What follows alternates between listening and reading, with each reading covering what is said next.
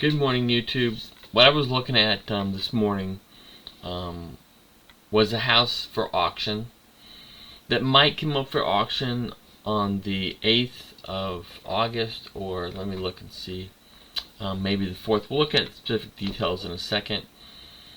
This house would have to be bought with cash. There are some risks with this that I have experienced before. And one time I went and bought a house on the courthouse steps, only to find out it had a certain type of lien on it that does not get discharged in auction or in a courthouse step auction, and I had to get a lawyer and get out of that. So I've been through that process before, and once you've been through it, you're a little more cautious than the first time. And so here's the house. Now, we don't know if this is going to go to auction or not, but we know it says August 8th, it says 283, and so let's talk about some barriers to buying this house. So the first thing people are going to think about is money.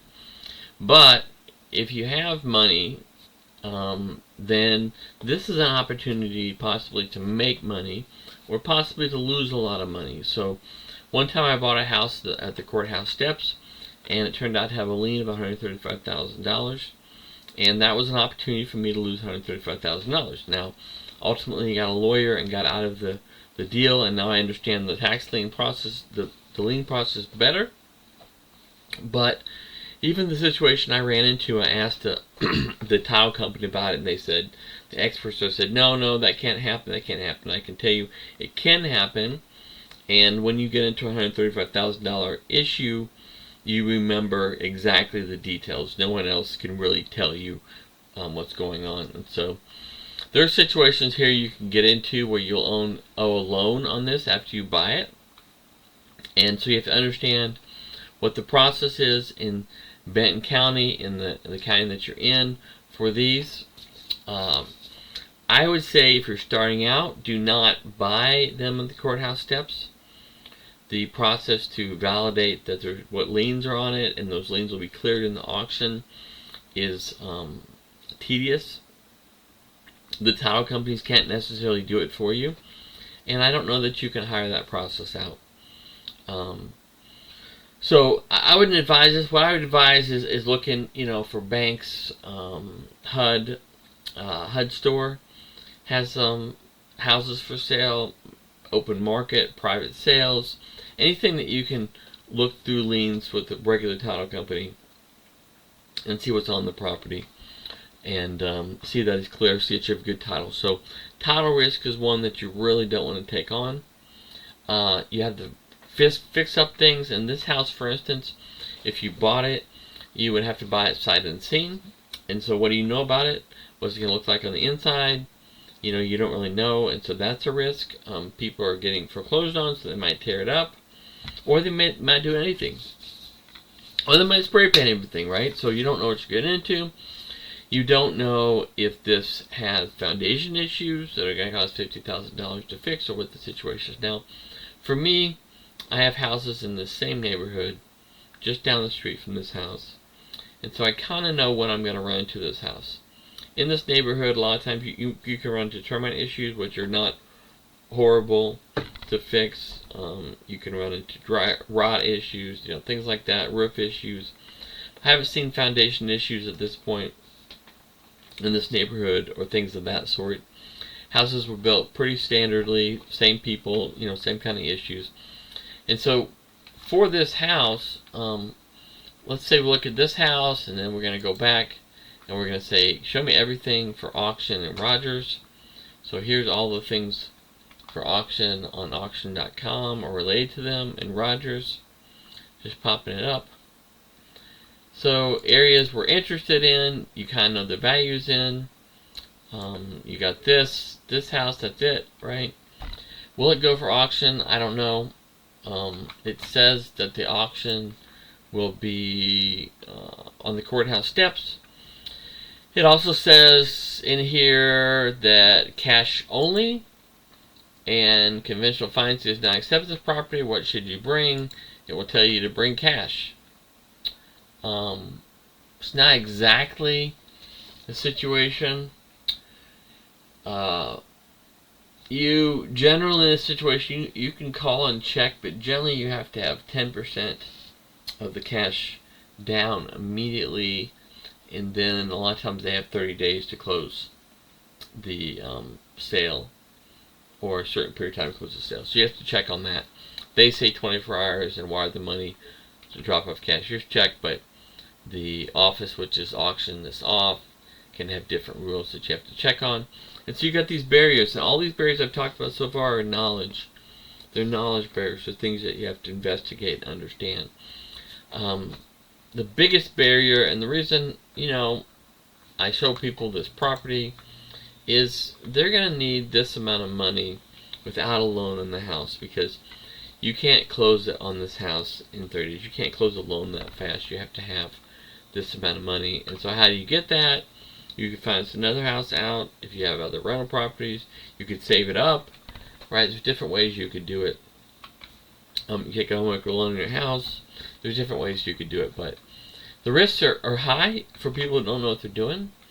They're not as high for me, so my thinking is more like, this says the house is $283. It's not worth $283. I can tell you exactly what it's worth. To me, I would say break even on this house is about $230 to $240, and so to me, it's worth no more than $220 at highest, and it's an opportunity at $200. Right? If somebody else buys it and they buy it for $200,000, I'm going to be mad because I didn't pursue it and didn't at least go to this sale, have the barriers broken down so I can at least bid on the property.